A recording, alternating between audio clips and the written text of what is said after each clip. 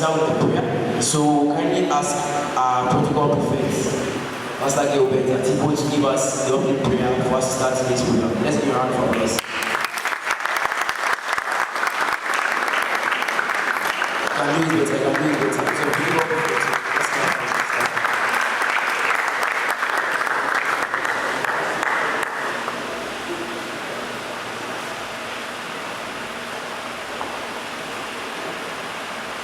Shall we pull down the eyes, please?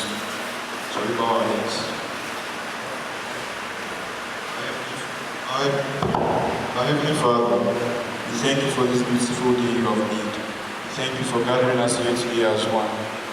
As we have come to debate, we pray, ask that you fill our debaters with the words to debate to their fullest extent. We pray and ask that you entertain us, and at the end of the day, everything shall be accounted to your glory. In Jesus' name we pray. Amen. Thank you very much for that spirited prayer. Now we are about to start today's program, but as usual, we cannot start without a very important personality among us. He is our chairman of the occasion, and he makes a lot of things happen in our school. It's our very own Mr. John Arthur, headmaster administration. Let's give him a round of applause. And we would like to ask him to come on stage and give us a few words of encouragement.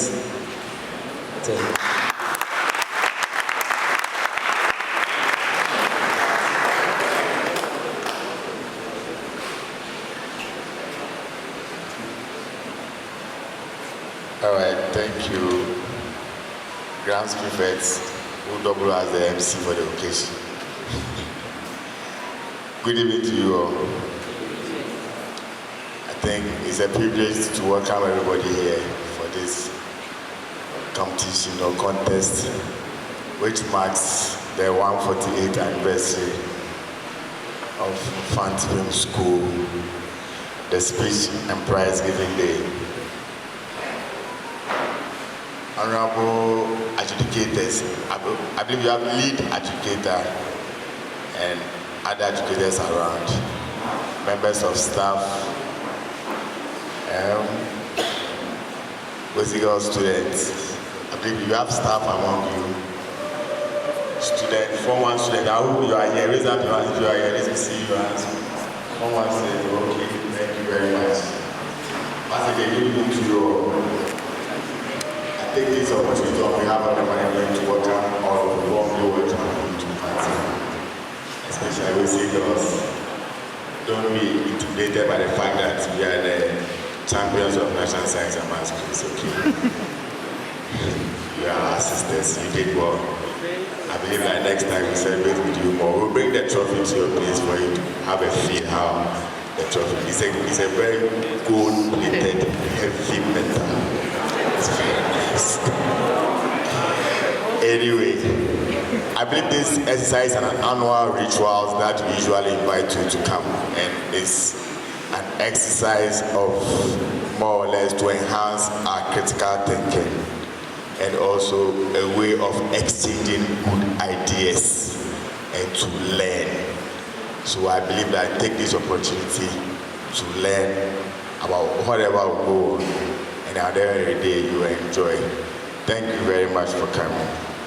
Thank you.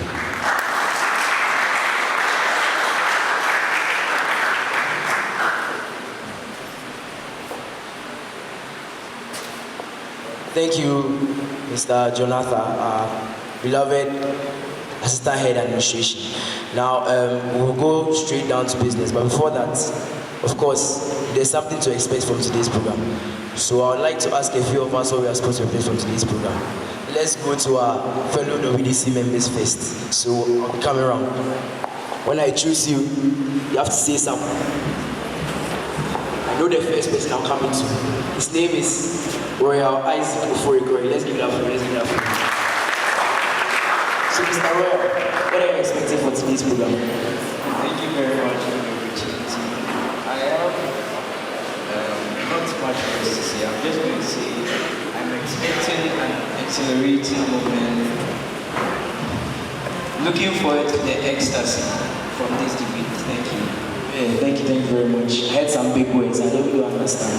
But I find this out. Okay, let's go to another person. Yes, who was? Okay. Is your name?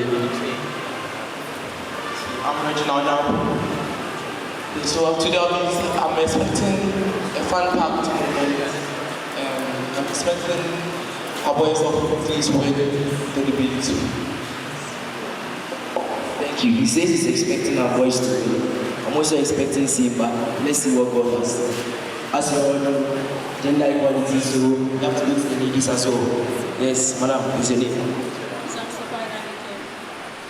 Binary. Oh, that name sounds familiar. Binary. Okay, what are you expecting for today? Position to win. You guys believe that? They are saying no. I should ask somebody else. I should watch out. Charlie, when we didn't see what she said, she should watch out. Let me ask another person.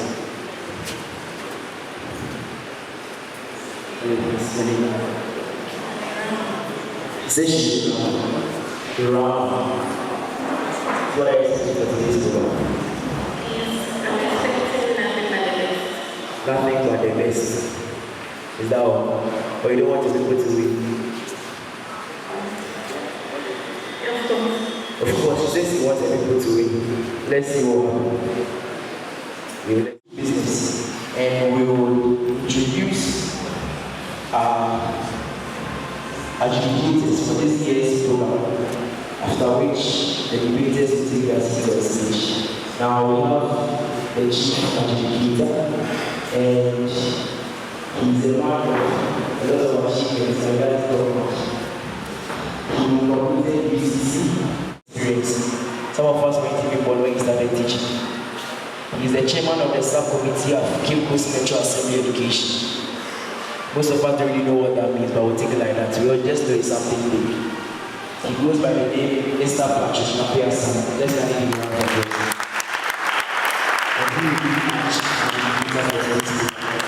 Now, our next adjudicator is a student of UCC, and he is level 400. Fun fact, he completed GEH. He goes by the name Daniel Sumone. Let's get him around for this. And our last adjudicator is a man of few words, and when I met him, he said, just my name, that's all. But a few words about him. He's a student of UCC in his final year, and he was an NPSC finalist, National Public Speaking Competition finalist in the year 2020. Those of us who have experienced this competition know that it's not something to joke about. He goes by the name Kwachi Asante. Let's let him know. Now that they've taken their seats, I would like the debaters to take their stands, and then we'll hand over the mic to the moderators. Yeah, sorry. Our timekeeper goes by the name Mr. Jerry Avogbedo. Such a heavy name. Oh, give your friends a wave, give your friends a wave. Yeah. So debaters, can you take your seat on stage?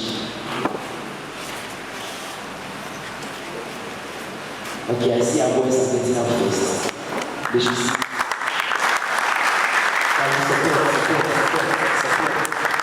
Support.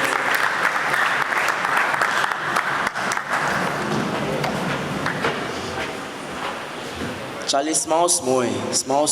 Charlie, you come to debate, so small. Okay, now that they've seated, we kindly ask the debaters of Wesley Girls High School to also take their seats on stage. Let's give them a round of applause. Wow. Turns out somebody I spoke to is also debating. Let's see what she has in store for us. Charlie, you can do it better. Clap.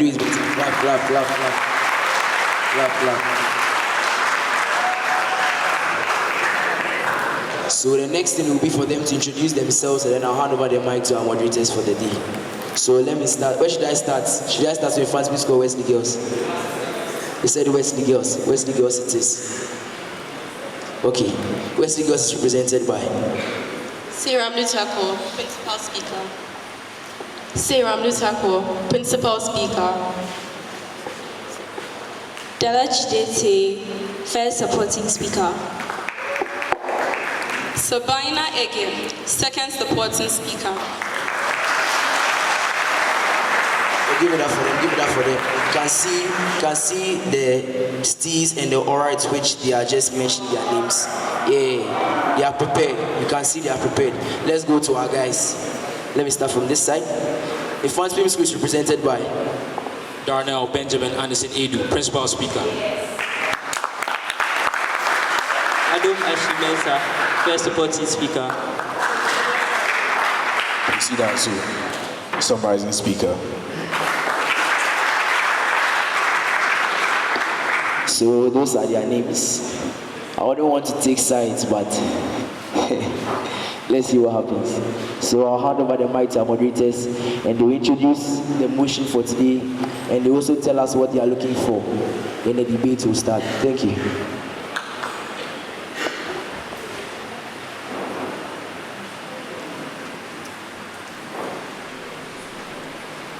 Okay, thank you very much, MC. I'd like to say good evening to all of you. Yeah, so we're very privileged to have the opportunity to adjudicate today's debate. We're looking forward to a very exciting debate competition.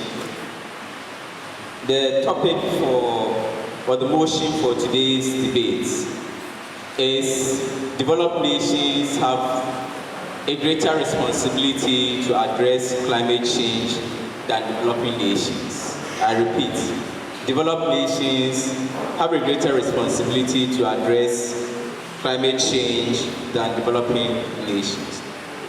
Here we'll be looking forward to the debaters' points, the number of points they raise, their debating skills and how they are able to rebut their analysis of the points, the evidence they will give us on some of the things they will say their composure, and the total score is 50 for all.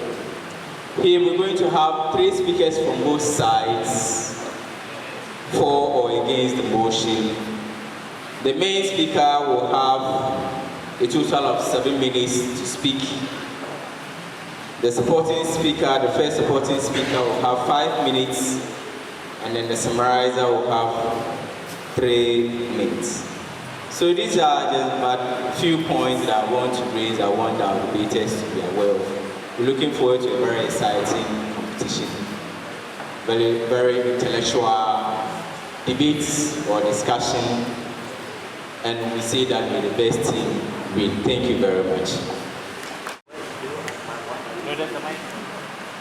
Our debaters, are we ready? I'm sure we are ready. Okay, so now we'll set the ball rolling. Now currently I don't know which side is speaking for or against the motion, but we'll start with the main speaker for the motion. Let's give the person a round of applause, the main speaker for the motion. Okay, so your time starts now. You have 7 minutes.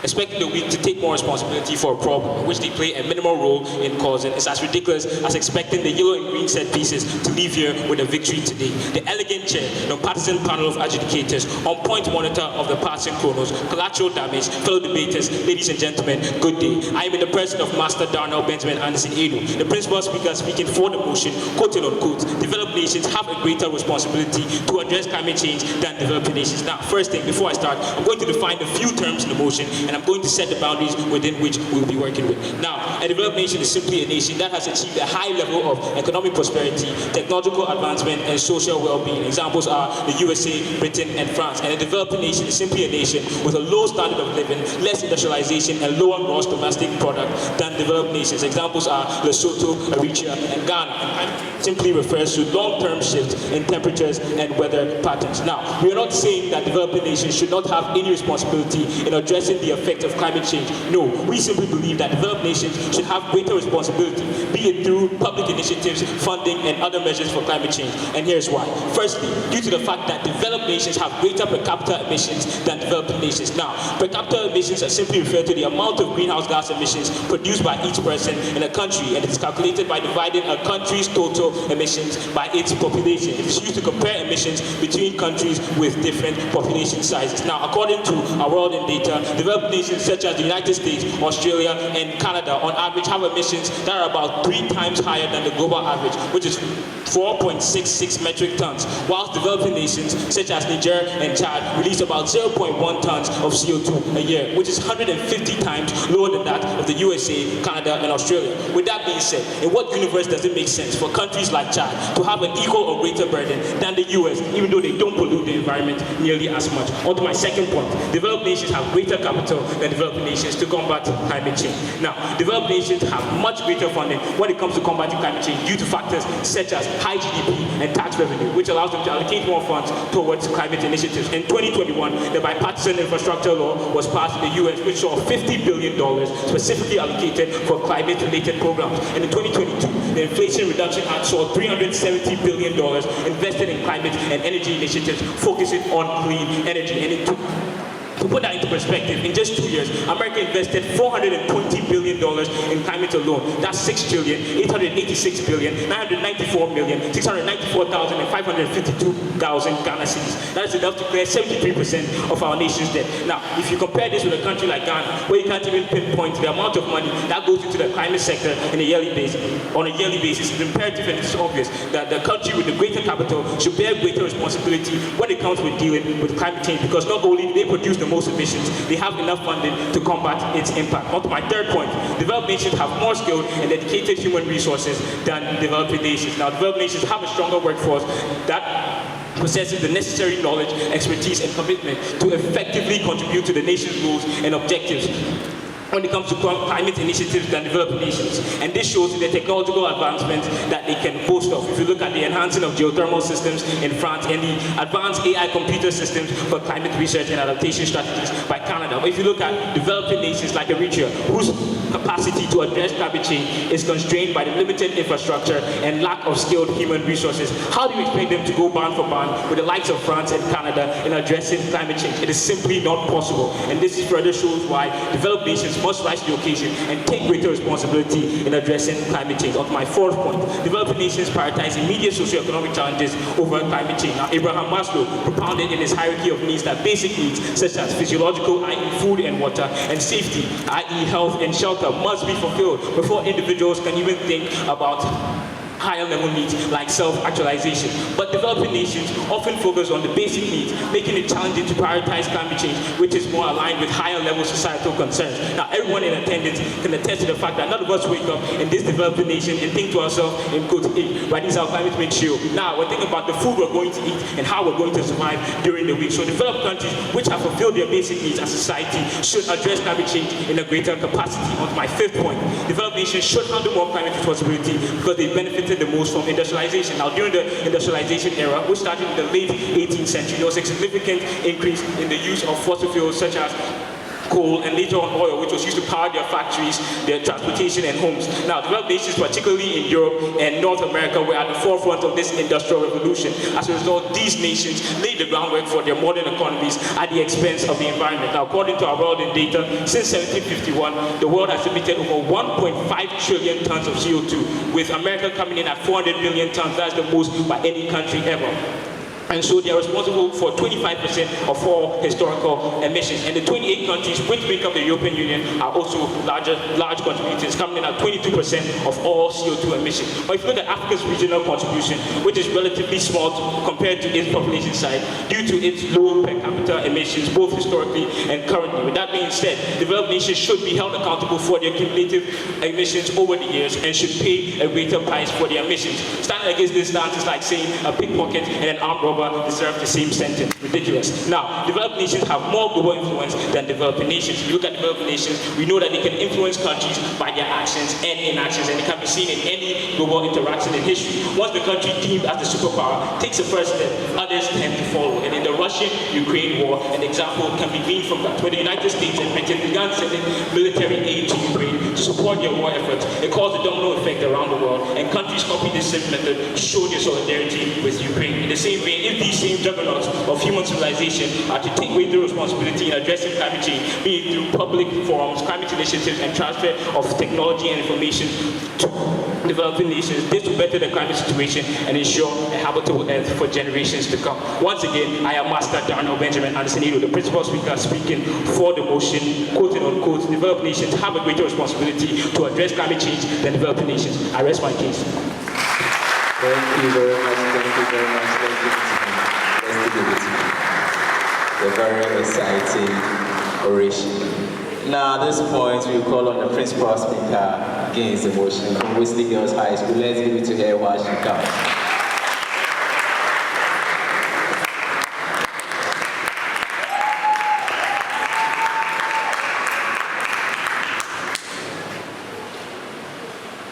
Okay, so your time starts now, 7 minutes. Mr. Chairman, panel of judges, ever accurate timekeeper, co-debaters, ladies and gentlemen, my name is Sarah Mutako, and I stand proudly against the motion that developed nations have a greater responsibility to address climate change than developing nations. It is not fallacious to say that a plethora of the problems that we are bedeviled with in the status quo can be attributed to climate change. From crazy hot temperatures that threaten to cook us alive every single day, to widespread droughts, increased waves, as well as all the other problems of climate change that we are facing in the world today. Candidly speaking, it would be nothing short of a suicide attempt to sweep all of these problems under the rug and act oblivious to everything. So, Mr. Chairman, ladies and gentlemen, climate change needs to be addressed. And my teammates and I believe that developing nations have a greater responsibility to address climate change. But before I move on to my arguments, Mr. Chairman, ignorance is bad, but ignorance with confidence, it is very dangerous. From all the arguments that my opponents have brought before the House today, it is clear that they are living very, very dangerous lives. It is also very clear that from all the arguments that they brought before the House, they are only thinking of the short-term benefits that we can all attain when developed nations take responsibility for climate change. But to my opponents, dream, shine, think ahead, ladies and gentlemen, because at the end of the day, since climate change was discovered in the 1980s, we have noticed that developed nations have had the most responsibility. But yet, do things like carbon pricing, do things like the Paris Climate Agreement, do things like the Kyoto Agreement, we still do not see any improvement on the state of climate change. Rather, climate change keeps exacerbating with every passing day, and yet, these same developed countries are the ones taking responsibility. So what would happen to our world if they take greater responsibility? I think you should think about this question too. Moving on to my first argument. Mr. Chairman, we believe that addressing climate change by developing nations far transcends financial investment and expensive technology, like our opponents were trying to make us believe. Mr. Chairman, developing nations should take a much greater responsibility and are much capable of addressing climate change, because it could look like a couple of things. One, making use of the masses to get the desired change. It is common knowledge that developing nations all around the world far outnumber the developed nations. As a result, they have more populations, which means that they can actually rally and get more increased awareness in order to ensure that the effects of climate change are curbed. Also, Mr. Chairman, making use of the natural resources that developing nations are endowed with could also be a way of addressing climate change. For example, the sale of carbon credits by developing countries like Kenya, like Brazil, in order to address climate change and actually curb the effects. It could also look like promoting individual responsibility for climate change and encouraging people within developing communities to transition to more renewable sources of energy. At the very level, Mr. Chairman, developing nations can implement reforestation and afforestation policies in order to curb climate change and actually address it. Moving on to my second argument. Ladies and gentlemen,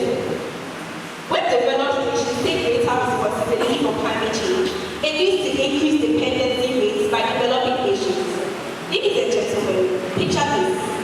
If I was 40 years old and I was still living in my parents' house, still depending on them to feed me, to clothe me, to find me a Mr. Right, and to provide all of my wants, you probably describe me as disgraceful or shameful in a typical Ghanaian society or in any other society for that matter. That is exactly what our opponents are trying to sell to you today. From time immemorial, developing nations have been characterized as nations that are incapable of addressing their problems, that are incapable of solving their own problems.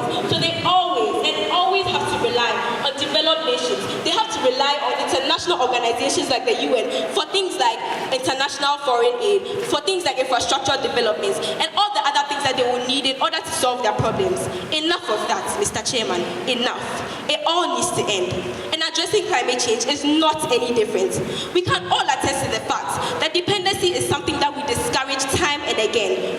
So we cannot keep waiting, hoping, and praying that a developed country somewhere in the world will just take up responsibility for climate change. No, we cannot afford to let this keep happening. Furthermore, developing countries are the countries that are facing the most adverse effects of climate change in the world today. Take Ghana, a beloved country, which also happens to be a developing country, as a perfect example. Ghana is the second largest producer of cocoa in the world today. But due to climate change, effects like rising temperatures and heat waves have significantly reduced cocoa yield in Ghana by about 20 to 30%. All of these can be found in the evidence that we have provided before the House today. Mr. Chairman, you can also confirm this. You can also confirm at subsequent points in all the evidence that we have provided. So, Mr. Chairman, does this mean that Ghana should sit around and not take the initiative, keep blaming developed nations for historical emissions, and not do something about the effects of climate change? The sad truth is that when we depend on these developed nations, they actually end up thriving. They'll keep living their best lives. But we developing nations will keep suffering, and we will keep bearing the brunt of climate change. So as a result, we need to step up and take responsibility for climate change. Moving on, Mr. Chairman. After everything I've said, even if you don't buy anything at all, if developed nations take up greater responsibility for climate change, what it would look like for developing nations is things like green grabbing and other predatory agreements, where developed nations actually amass huge sums of land in order to, under the guise of, oh, we are combating climate change, and then exploit developing nations unsuspectingly. This is what it will look like for developing nations in the world, Mr. Chairman.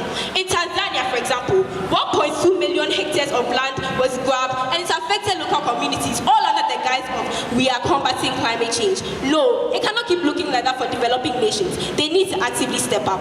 Last, Mr. Chairman, a perfect case study of taking up responsibility is Malawi. Malawi has a lot of erratic rainfall, droughts, and other things which were a result of climate change and has impacted food security. They stood up for themselves and actually promoted agroecological practices in order to improve their ecological systems. This is what taking up responsibility for climate change looks like. So a little piece of advice to my opponents: it's not too late to side with us, to side with the winning team. Ladies and gentlemen, enough of the pity party.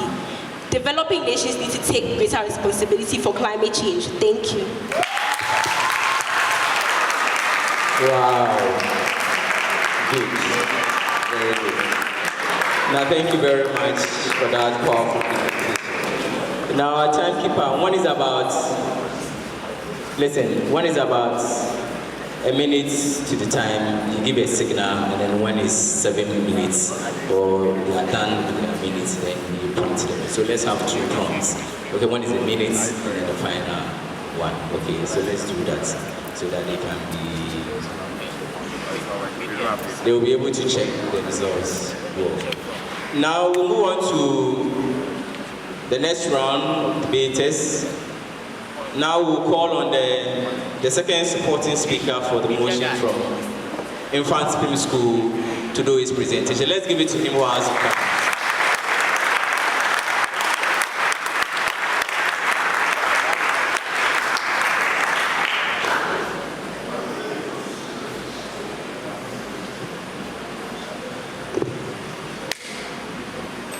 Oh, come on.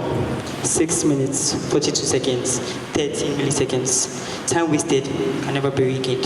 The chair, sagacious panel of adjudicators, on points monitor with the ticking seconds, gallant co-debaters, ladies and gentlemen. Before you stand, Adom Ashley Mensah, one of the many elderly gentlemen of Mfantsipim School, here to cite for the motion, and I quote, developed nations have a greater responsibility to address climate change than developing nations. I unquote. Now, as mentioned by the opposition, developing nations should have a greater responsibility to address climate change. I wonder why they will say such a thing, because you realize that even a country just like the United States, according to the worldindata.com, the United States alone has an emission of more than 40 billion tons of carbon since 1750. That is way more than even the whole amalgamation of Africa's carbon emission.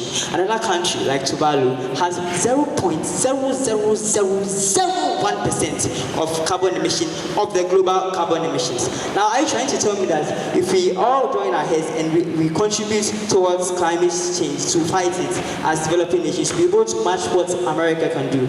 According to the NDC, which is the Nationally Determined Contributions, America's financial requirements is about $1.2 trillion, whilst Ghana's is somewhere around 9.3 billion. Now, are you trying to tell me that if developing countries combine their heads, about 5 of them, they can even match what the United States of America is willing to offer? Moving on, they indicated that there has been no change in some agreements like the Paris Agreement, the Kyoto Protocol, and the likes. Now, this is because some people side with these kids here and believe that some developed countries have the power to decide what they want to do. Example is the United States, as they queue to remove themselves from the Paris Agreement in 2017. As according to their laws, they were only permitted to do so in 2020. That is why the United States is now allowed to emit more carbon than they were.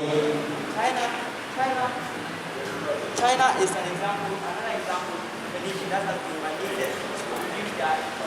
Because China, on the other hand, is still in the Kyoto Protocol and Paris Agreement, their emission has been reduced by 60%. Also indicated, developing nations are addressed as incapable and have to rely on developed nations. Now, the CBDR, which is their common but differentiated responsibility, allows us to understand that everybody is responsible for climate change, however, not on the same level. So, as Ghana, I know that me burning coal here in my country and America transforming fossil fuels into other forms of energy, the energy and the pollution created varies. So, as Ghana, we are committed to a specific contribution to fight climate change, whilst the United States of America will be committed to a higher level. Now, to make extensions to some points raised by my principal speaker, developed nations must by all means have a higher responsibility to address climate change because of the geographical vulnerabilities that some developing nations are facing. Europe has a generally high elevation above sea level, while some African countries, majority to say, have a low depression, meaning that they are closer to sea levels. So when we have glaciers melting or a rise in sea levels, we will have African countries suffering more.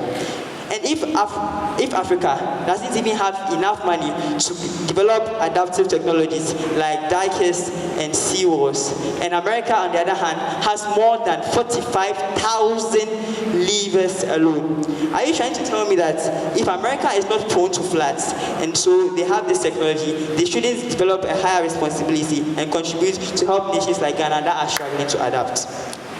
Also, another reason why developed nations have a greater responsibility in addressing climate change is the disproportionate effects that climate change has on developing nations. A country like Tuvalu, found in Oceania, the poorest continent in the world, is estimated to have its capital flooded or submerged underwater by 2050. Australia, who are their benevolent neighbors, have offered to take at least 280 Tuvaluans every year. To me, I believe that our opponents pay everyday's attention during their statistics class. As you can see, they managed to perfectly deviate from the standards required by the motion of them. I believe that even my friend who used to complain about his removed hairline and the distance between his forehead and his hairline, that distance cannot be compared between the points raised by my opponents and reason. Thank you.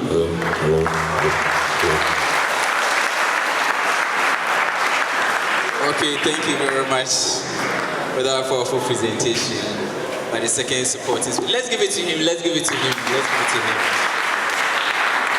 So now we call on the second supporting speaker against the motion for Wesley Girls High School. Let's give it to her.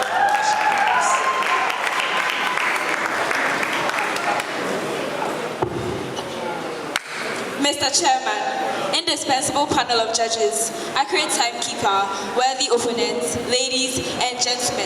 From all that has transpired on this stage, one thing is clear. My opponents seem to have thrown every single thing we said about alternative ways that developing countries can combat the climate crisis. How can you beat your chest saying that because developed nations are the greatest emitters now, they should be the ones responsible for the climate crisis? Mr. Chairman, imagine this. We are all inhabitants of a beautiful house. It's a diverse household with some inhabitants flaunting great closets while others have just a few clothes. Now this house only has one small washing machine, and every day our fashionistas keep on bombarding it with clothes till one day a spark ignites and the house goes on fire. Mr. Chairman, as this happens, now do I say to my opponents who never repeats an outfit, you're basically an arsonist, and do we stand around playing the blame game, or we band together with buckets and hoses to squash the fire?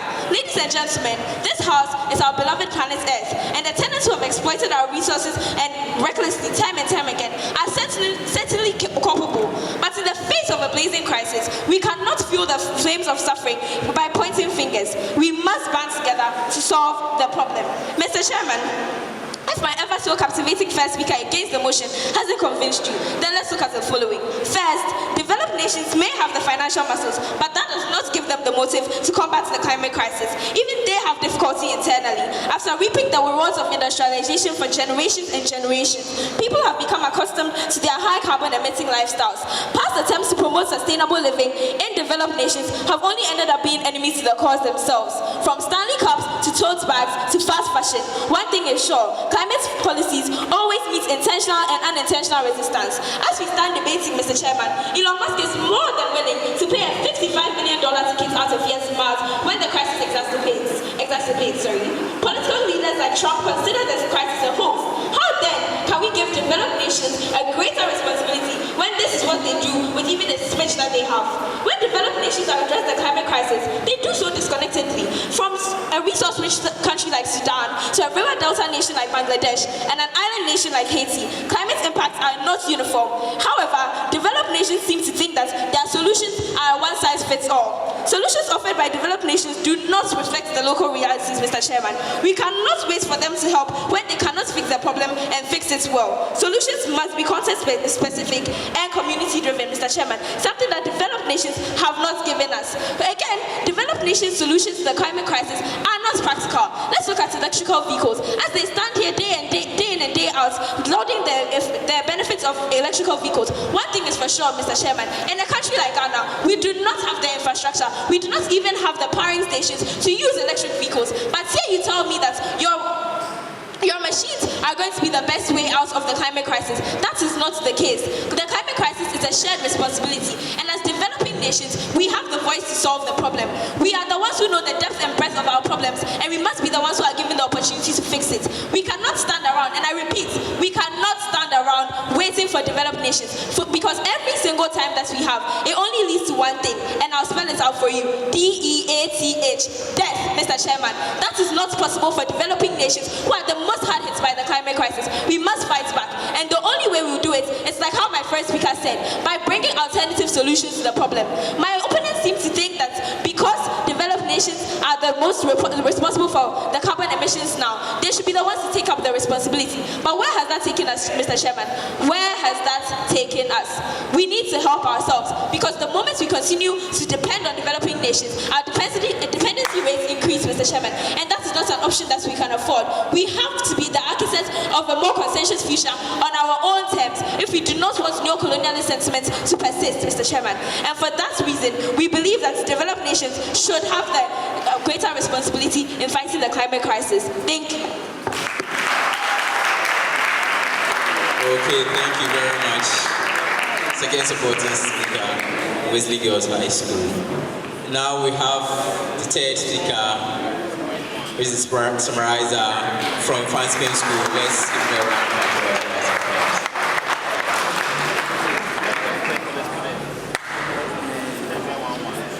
applause. In 2020 or a debate, I'm not sure which it is. The elegant chair, impartial panel of adjudicators, accurate guardsmen, the passing seconds, all which is facts, co-debaters, ladies and gentlemen. Master Kwesi also stands before you as the summarizing speaker of the only debaters around here today speaking for the motion, and I quote, developed nations have greater responsibility to address climate change than developing nations. Now, my principal speaker began by stating that developed nations have greater per capita emissions than developing nations. Then, he also said that developed nations have greater or more capital to combat climate change than developing nations. Also, he added that developed nations have more skilled and dedicated human resources than developing nations. He also added that developing nations will prioritize immediate socio-economic effects of climate change than climate change itself. He ended by saying that developing nations have greater global influence than developing nations. My supporting speaker began by talking about the existence of geographical inequalities and vulnerabilities of different countries. He also said that there is the disproportionate effect of climate change, meaning what happens there might be more there but will affect you more here. Now, the chair, we are talking about saving our world and nothing else. This isn't now the time to talk about propaganda to make sure developed nations have to pay less. If you truly are speaking true, then you should not allow developing and developed nations to have to contribute the same. If you think you should want to live a pure life, then you shouldn't have to put developing and developed nations on the same standard because they are not on the same standard. If you continue to do so at this point, instead of righting any wrongs, you are adding more wrongs to the already incessant wrongs of the earth. Now, tell me, which king in his right mind would pick you to follow him? As is said in Spanish, al se mucho se le confía, mucho se le exige, meaning to whom much is given, much is expected. This is the whole basis of our debate. Now, I will show you today that the last word isn't always the last laugh, and the final speaker will help me prove it. Thank you. Okay, thank you very much. Now we'll have the last speaker from Wesley Girls High School. Let's give it to her while she comes.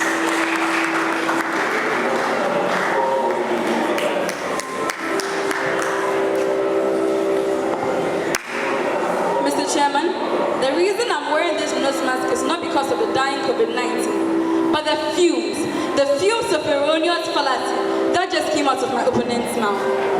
Mr. Chairman, panel of judges, associate debaters, immaculately dressed ladies and gentlemen, good day.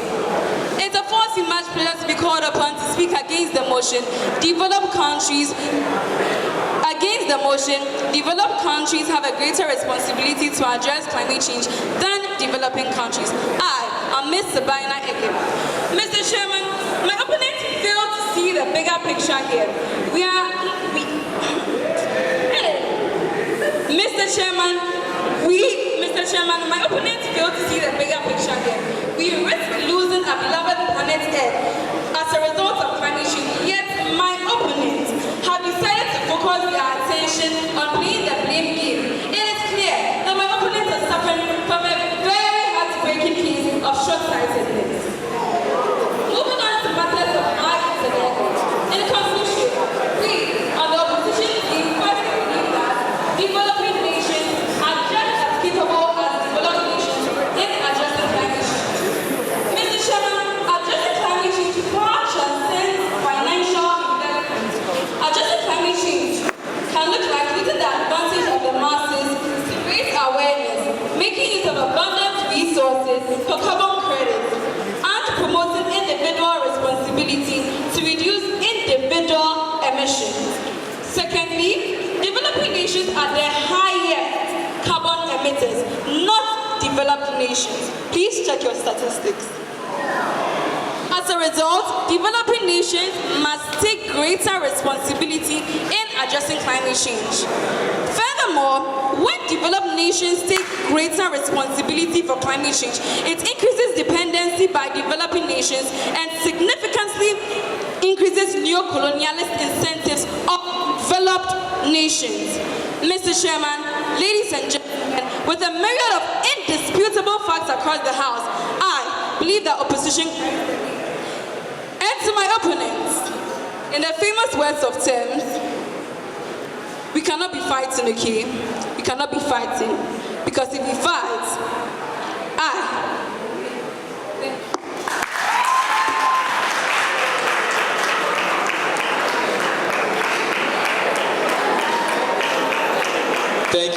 Thank you. Let's give it up for our debaters. Let's do it better for our debaters. Thank you very much for those presentations. At this point, I'll hand over the mic to the MC to continue the program whilst we put the scores together. Thank you.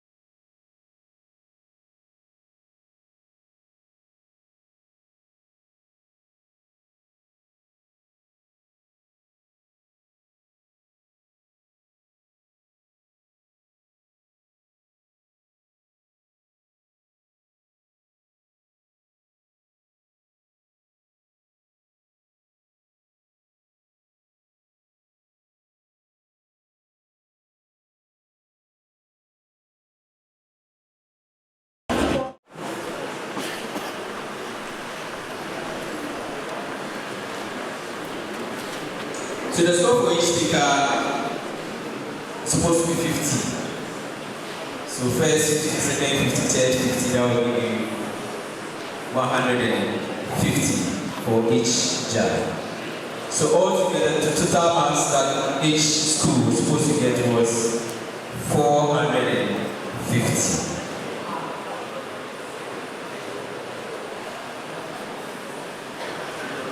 So these were the scores from the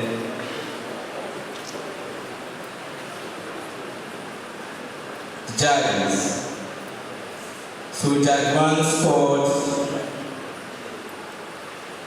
91, Judge 2 scored 118, Judge 3 scored 127 for Mfantsipim School.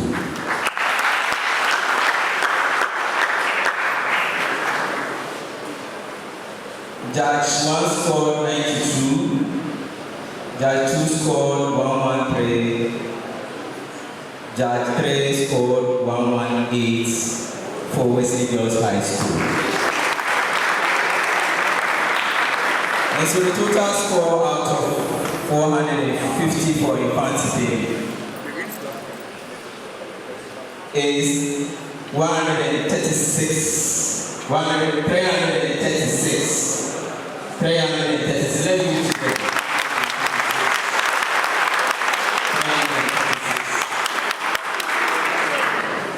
The total score out of 150 for Wesley Girls is 323. Okay, so 75% of the total score, Wesley Girls have 72% of the total score. And so this competition, Mfantsipim won the credit. But of course, we are girls and people, if you may want to explain, all our speakers did very well, especially the first speaker for Mfantsipim, and I think the third speaker for Wesley Girls. What brought about the different has to do with the analysis for Wesley Girls and the number of points we had to raise. And that brought their scores. And Mfantsipim provided a lot of evidence with their case. For Wesley Girls, we had just about 1 or 2. And then with the rebuttals and the others, I think Mfantsipim was a little bit up. than risking them. So these were the things we looked out for. They all have gone, so let's give it to them. We all have seen it. So thank you for us to execute today's debate. We thank you all and have a good evening. Thank you.